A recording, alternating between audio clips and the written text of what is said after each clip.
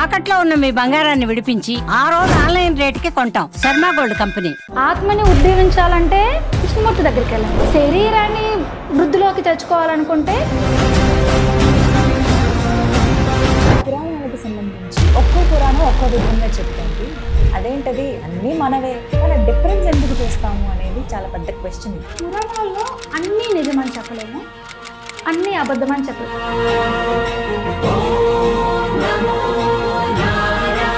అంటే ఇన్ని కోట్ల దేవతల్లో ఏ దేవుడి నామం పఠిస్తే త్వరగా మనకి ఫలితం వస్తుంది అనేది ఒక అంతా నేను మాత్రమే అని కూడా చెప్పుకుంటాను.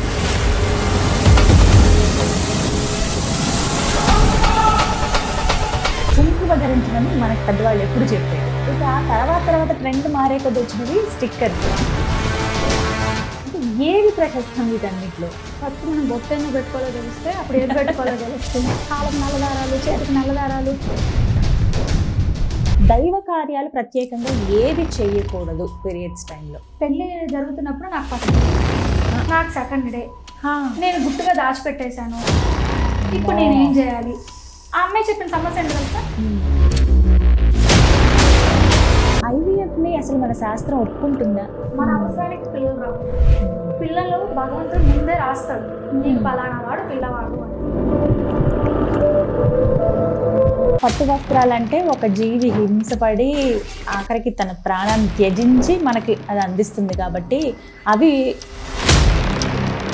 టేకు చెట్టుని చంపి లేదా నరికేసి నువ్వు టేకు చేసుకుని ఇంట్లో పట్టు పరుపులేసి నువ్వు పడుకోవచ్చు, అది తప్పులేదు. అది ఏం శాస్త్ర విరుద్ధం కానీ పట్టు వస్త్రం దగ్గరికి వచ్చేసరికి అది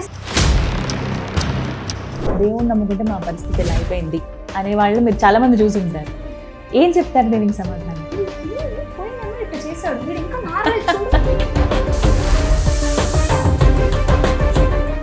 నమస్కారం విజయలక్ష్మి గారు. నమస్కారం అండి. ఎలా ఉన్నారు?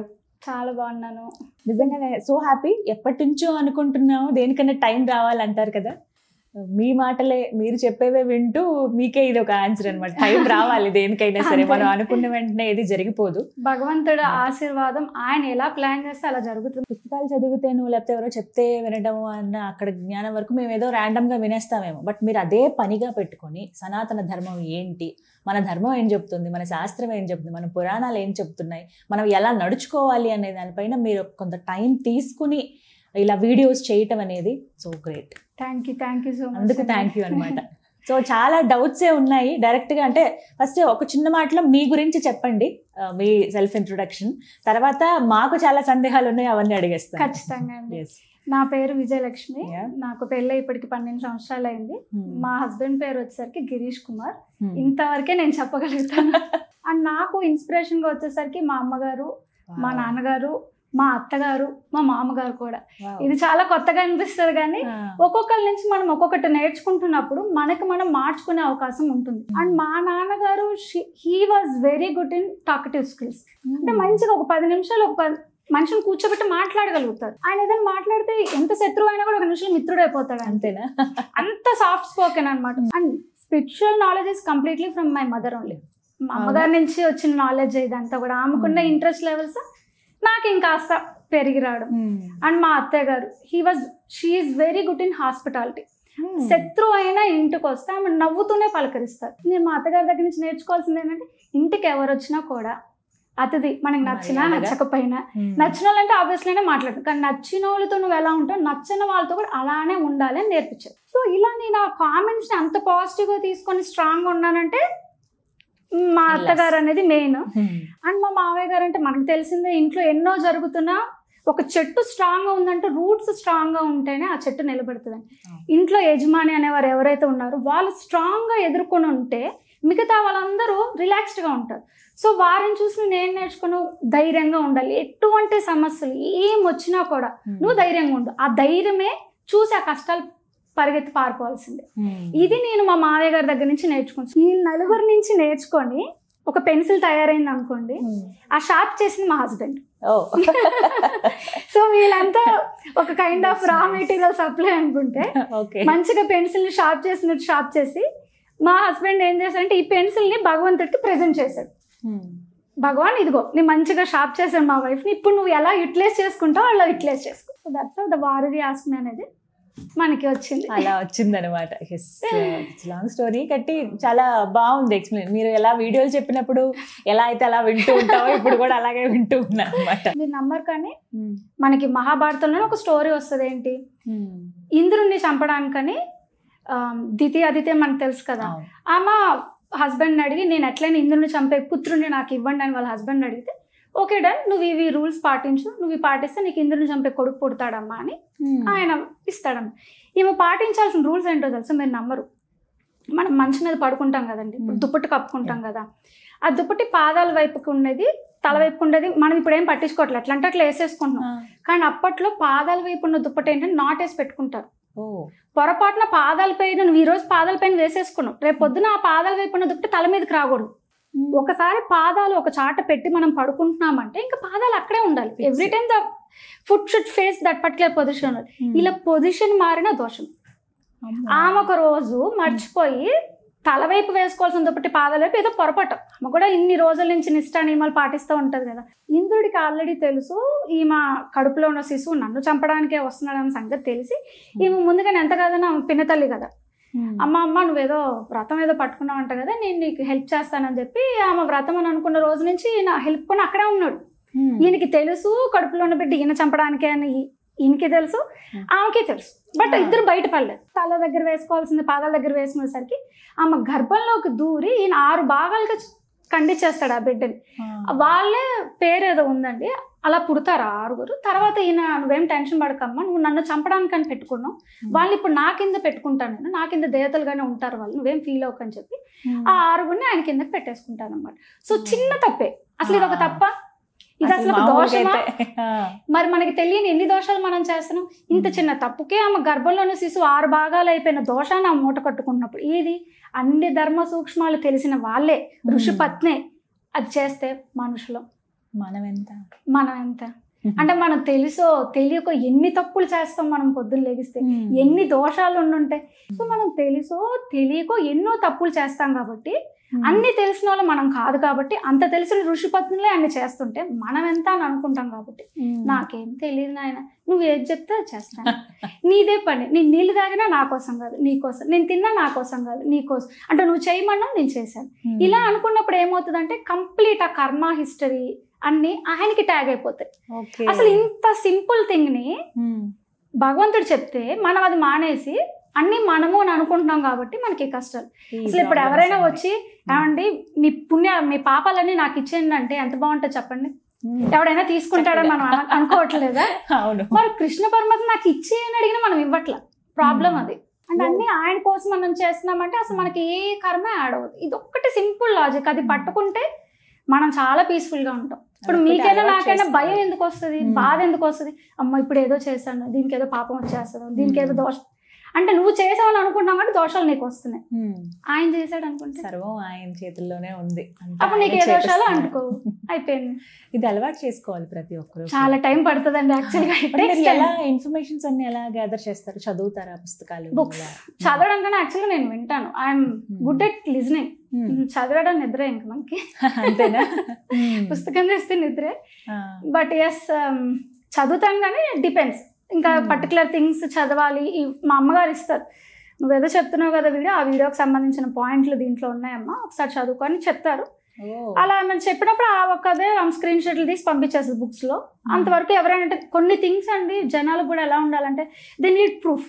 నువ్వు ఇది ఎక్కడి నుంచి చెప్తున్నావు, నాకు ఏ ఆధారం ఏంటి అని అన్నప్పుడు మాత్రమే అమ్మకు ఫోన్, లేదంటే అవసరం లేదు. మనకి నాకు చిన్నప్పటి నుంచి పెరిగిన వాతావరణంలో ఆబ్వియస్ గా ఉంది కాబట్టి. అండ్ ఇంతకు నుంచి నేను మీతో చెప్పినట్టే చెప్పేది నేను అనుకున్నప్పుడు బాధ, నేను కాదుగా చెప్పేది ఆయన. సో ఆయనకి ఏం చెప్పాలో ఆయనకి బాగా తెలుసు. సో నాకెందుకు టెన్షన్. మరి మీ డైలీ రొటీన్ ఎలా ఉంటుంది? పూజ విధానం కానీ ఇవన్నీ 5 minutes అండి నేను చేసేది, అంతేనా? అదే ఎక్కువ ఫీల్ అవుతాయి. చాలా మంది ఏమనుకుంటారంటే ఇన్ని చెప్తారు కదా వీళ్ళు గంటలు పూజ చేస్తారు, అంతసేపు కాన్సన్ట్రేషన్ ఎక్కడ ఉంటుందండి? పరిపరి విధాలు ఆలోచిస్తుంది మన బ్రెయిన్. అంత ఆలోచనలో ఆయన పైన కాన్సన్ట్రేషన్ ఎక్కడ పెడతాం? అదే సినిమా చూడండి 2.5 గంట వాడు చెప్తుంటే కళ్ళు ఆర్పకుండా చూస్తాం, కనీసం వేరేది కూడా ఆలోచించాం మనం. దేవుడి దగ్గరికి వెళ్ళి అరే ఒక్క నిమిషం థ్యాంక్స్ అని చెప్పరా బాబు అంటే అది చెప్పేటప్పుడే 100 గుర్తొస్తాయి. ఈయన ఇది ఇచ్చాడా నాకు, నేను అది అడిగాను అది ఇవ్వలేదు, ఇది అడిగాను ఇది ఇవ్వలేదు. ఇదే ఆయన పైన కంప్లైంట్ అంతా తీస్తాం మనం. అంటే నీకు మనిషిగా ఒక జన్మనిచ్చాడు, దానికి పోయి థ్యాంక్స్ చెప్పరా అంటే మాత్రం మనకి మనసు అంగీకరించదు. అండ్ నేను అంతకుముందు మన పేజ్లో కూడా చెప్పాను, అందరూ మన పెద్దవాళ్ళందరూ చెప్పేది ఇంట్లో పూజ చేయాల్సింది యజమాని, ఆడవాళ్ళు కాదు. సో మనకు ఆ టెన్షన్ లేదు, మనకు ఆ బాధ్యత కూడా లేదు. మనం చేస్తే మనకు వచ్చిన నష్టము లేదు, లాభము లేదు. కానీ వాళ్ళు చేస్తే వాళ్ళకి ఇంటిలి పాలు అందరికీ లాభం వస్తుంది. సో ఆబ్వియస్లీ మా హస్బెండే చేస్తాడు, నేను కేవలం నైవేద్యం ఒకటి రెడీ పెడతాను. ఆ నైవేద్యం నేను చక్కగా హారతి ఇచ్చి అన్ని చేసేసి వస్తాడు. నేను వెళ్ళి నా నైవేద్యం ఇచ్చేటప్పుడు మాత్రమే నేను నిత్యం చదువుకోవాల్సిన ఒక 2-3 శ్లోకాలు, ఎక్కువ కూడా జస్ట్ 2 శ్లోకాస్ అంతే. ఆ 2 శ్లోకాలే చదివి దండం పెట్టుకొని, పరమాత్మ ఈ రోజు నువ్వే నడిపిస్తున్నావు నేను భావిస్తున్నాను కాబట్టి థ్యాంక్స్. నాకు మళ్ళీ ఈ రోజు కూడా నాకు నీకు సేవ చేసుకునే అవకాశాన్ని నాకు ఇచ్చినందుకు ధన్యవాదాలు. ఈ ఒక్క మాట చెప్పి నా పని చేసుకుంటా. మనం చేసే ప్రతి పని ఆయన కోసమే అనుకుంటున్నాను కదండి. ఇప్పుడు నేను మీతో మాట్లాడుతున్నాను, ఇది కూడా నేను ఆయన కోసమే చేస్తున్నాను. If you're doing something to him, it is called as puja. So ఇప్పుడు నేను పూజ చేస్తున్నట్టేగా, అంతే కదా, వారికి సంబంధించి మాట్లాడుతున్నాం కాబట్టి అంతా అంతే. వేదం నేర్చుకున్నాడు తప్పులు చదివితేనే దేవుడు పట్టుకుంటాడు. నీకు వేదాలు నేర్పించాను, నువ్వు ఇంకా ఆ దీర్ఘం 5 సెకండ్లు తీయాల్సింది 10 సెకండ్లు ఎందుకు తీసావు, లేదా 2 సెకండ్లు ఎందుకు తీసావు, ఇది తప్పు, నీకు దోషం అని యాడ్ చేస్తాడు. వారికి మనకి కాదు, మనం చిన్నపిల్లలం కదా, మనకి వేదాలు రావు కదా. కంప్లీట్లీ రిలవెంట్ టు లార్డ్ విష్ణుమూర్తికి సంబంధించిన వాటిలో ఆయన చాలా సౌలభ్యంగా ఉంటాడు. కానీ మిగతా దేవతలకి ఏంటంటే ఆ పదాలే చాలా కఠినంగా ఉంటాయి. మీరు కొంచెం పద దోషాలు చదివారంటే అర్థాలే మారిపోతాయి. అంటే దెర్ ఈజ్ వన్ స్టోరీ అండి, నాకు చిన్నప్పుడు మా అమ్మమ్మ గారు చెప్పారు ఒక స్టోరీ. అది ఎప్పుడైతే మనం చదవడం నేర్చుకుంటున్నామో అప్పుడు ఆమె చెప్పిన స్టోరీ. ఒక అతను ఉన్నాడంట, భార్య కోసం, అంటే పెళ్ళి అవ్వాలంటే అదే భార్య కోసం అని చెప్పి ఏదో ఒక సాధువు దగ్గరికి వెళ్తే ఆ సాధువు ఏదో ఒక చీటీ పైన ఒక మంత్రం రాసి ఇచ్చాడు. ఆయన రోజు ఈ మంత్రాన్ని ఒక 21 టైమ్స్ ఏమో చదువు నాయన, నీకు ఖచ్చితంగా ఇన్ని డేస్లో పెళ్ళి అవుతుంది అని చెప్పేసి అన్నాడంట ఆ సాధు. సరే ఏదో బాగుంది కదా మంత్రం అని చెప్పి ఈయన రోజు ఆ మంత్రాన్ని ఆయన ఎన్నిసార్లు చెప్పాడు పాప, అన్నిసార్లు చదివేవాడు, బాగుంది, పెళ్ళి అయ్యింది. పెళ్ళి అయిన 3 రోజులకే పెళ్ళాం చచ్చిపోవడం, ఇట్లా 3 సార్లు జరిగింది. అవడం, భార్య చచ్చిపోవడం, ఇదేంటిది అని చెప్పి మళ్ళీ ఆ మంత్రం కట్టుకొని చదవడం, మళ్ళీ పెళ్ళవడం, మళ్ళీ ఆ వచ్చిన మీద చచ్చిపోవడం, ఇట్లా 3 టైమ్స్ జరిగింది. ఇంకా అర్థం కాదు. ఆ సాధు ఎందుకు మళ్ళీ కనిపించాడు. ఈయన కనిపిస్తే, అండ్ సాధువు గారు మీరు ఏదో మంత్రం ఇచ్చారు, పెళ్ళి అయితే అవుతుంది కానీ 3 సార్లు అంటే మంత్రం కరెక్టే రా, నువ్వు ఎట్లా చదువుతున్నావు అని అడిగాడంట. ఇదిగోండి మీరు చెప్పింది ఇదే కదా అని అట్టే చదివాడు. మీకు సాకి మెలికి సాకి డిఫరెన్స్ తెలుసు కదండి. పలికేటప్పుడు స్పష్టం సా సా, అవును. అతను ఆ మెలికి సాగుతూ సా పలికేవాడు. ఈ సా పలకడం వల్ల దాని అర్థం అయిపోయిందంటే, నువ్వు నాకు నా భార్యని నువ్వు తీసుకో, అంటే నా భార్య, ఇప్పుడు మనం బలిస్తాం చూసారా, అలా పత్ని బలి అంటే నా భార్యని బలిస్తున్నా నీకు, నువ్వు తీసుకో అని. భగవంతుడికి ఏమని చదువు, భార్యని బలిస్తున్నాను, నీకు భార్యని బలిని ముందు నీకు పెళ్లి కావాలి కదా. ఇక్కడ ప్రాబ్లం ఎక్కడ వచ్చింది, సాధువులో ప్రాబ్లం లేదు, ఆ మంత్రంలో ప్రాబ్లం లేదు, పలికే విధానాల్లో ఒక్కసారి మెలికిసాని నార్మల్ సాగా చదివినందుకే అర్థం మారిపోయింది. సో యజమాని చేసి ఆయన ఎదురుగా ఆయన చేస్తాడు కాబట్టి ఆయనకు వచ్చిన 2-3 తప్పులు లేకుండా ఆ చదివే 2 లైన్లు చదివితే చాలు. లేదు నాకు ఇంత చదవాలని ఇంట్రెస్ట్ ఉందంటే విష్ణుమూర్తికి సంబంధించిన వాడు ఆయన సౌలభ్యంగా ఉంటారు. ఆయన అంటే ఆయనకు సంబంధించిన లాంగ్వేజ్ వేరండి, అది ద్రావిడం, వీళ్ళంతా సాంస్క్రిట్ ఉంటుంది. సో ఇక్కడే ఈ క్లాష్ తప్ప, అదర్వైజ్ విష్ణు వేరే దేవుళ్ళు అనే విషయం కాదు. కానీ దట్స్ ఓకే, మనం కొంచెం తప్పులుగా చదివినా కూడా అర్థాలు మారు. ఇక్కడ తప్పు చదివితే అర్థమే మారిపోతుంది. ఇది మెయిన్ మనం అందరం తెలుసుకోవాల్సింది. రైట్, ఇది ముందు ముఖ్యంగా తెలుసుకోవాలి. బట్ ఈ డిఫరెన్స్ కూడా తెలియాలి, డిఫరెన్స్ తెలియాలి. ఈ ద్రావిడమే ఎందుకు విష్ణుమూర్తికి వచ్చింది, వీళ్ళందరికీ ఎందుకు సాంస్క్రిట్ వస్తుంది, దీనికి కూడా మనకి స్టోరీ ఉంది. అగస్త్యుడు శివపార్వతులు కళ్యాణం జరుగుతున్నప్పుడు అందరూ హిమాలయాలకు వెళ్ళిపోయారు. అందరు హిమాలయాలకు వెళ్ళిపోతే భూమి దాని యొక్క గమనం మారింది, బరువు అయిపోయింది కదా అక్కడ. ఈ గమనం మారేటప్పుడు అక్కడ ఉన్న విశ్వకర్మ మనకు తెలుసు కదా, he is the one who is architect someone. So ఆయన అంటాడు, ఇప్పుడు ఇది బ్యాలెన్స్ అవ్వాలంటే ఒక వ్యక్తి అక్కడికి వెళ్ళాలంటే, అంటే మనందరికి ఈక్వల్గా ఉండే ఒక ఆయన అటు వెళ్తే మనకి తూకం సరిపోయింది అంటే, అంతటా ఆయన ఎవరున్నారని చూసుకున్నారు. అప్పుడు అగస్త్యుని పిలిచి, స్వామి నువ్వే చూస్తున్నావు కదా గమనం మారిపోయింది, మీరు ఒక్కరు ఆ సౌత్కి వెళ్ళి ఉన్నారంటే ఇటు నార్త్ ఇటు సౌత్ కొంచెం బరువు బ్యాలెన్స్ అవుతుంది. సహజంగా కూడా అగస్త్యుడు సౌత్ ఇండియన్, అప్పట్లోనే సౌత్ ఇండియన్ అనమాట. ఆయన అప్పట్లో ద్రావిడం అంటే అదే కదండి, మనకి ఈ సౌత్ స్టేట్స్ అంతా కూడా ద్రావిడం కిందకే వస్తాయి అనమాట. సో ఆయన స్వతహాగా అగస్త్యుడు అక్కడ ఆయన అనమాట. సో ఆయన అక్కడ ఉన్నారు, మిగతా వాళ్ళందరూ శివపార్వతులు కళ్యాణం అయిపోయింది, చూసుకున్నారు, వెళ్ళిపోయారు, అంతా అయిపోయింది. ఆయన సెప్టికి ఈయన పిల్లవరు ఎవరు పెళ్ళి అయిపోయింది కదా, తిన్నారా, వెళ్ళిపోయారు. ఈయన ఎవరు పట్టించుకోవాలి. ఈయన కోపం వచ్చింది. నేను పెళ్ళి అయ్యాకనే నన్ను పిలవచ్చు కదా, నేనేం ఇస్తరా కుట్టుకుంటా కూర్చున్నాను, నన్ను ఎప్పుడు పిలుస్తారని, నేను ఇట్లా కుట్టుకోవడమే సరిపోయింది గట్ట ఎవరు నన్ను పిలవలేదు అని చెప్పి ఈయన కోపం వచ్చి ఆ విశ్వకర్మని శపించిపోయాడు. విశ్వకర్మ అంటే నా డ్యూటీ నాది, బ్యాలెన్స్ అవ్వాలంటే ఒకళ్ళు అక్కడ ఉండాలని చెప్పి, ఇందులో నన్ను శపించేదానికి ఏముంది, నువ్వు నన్ను శపించాబట్టి నీ భాష భూత భాష అవుతుంది, ప్రేతాత్మలు పలికే భాష అవుతుంది మీది అని చెప్పి ఈయన ద్రావిడ భాషని శపిస్తాడనమాట విశ్వకర్మ. ఈయన తపస్సు మొదలు పెడతాడు.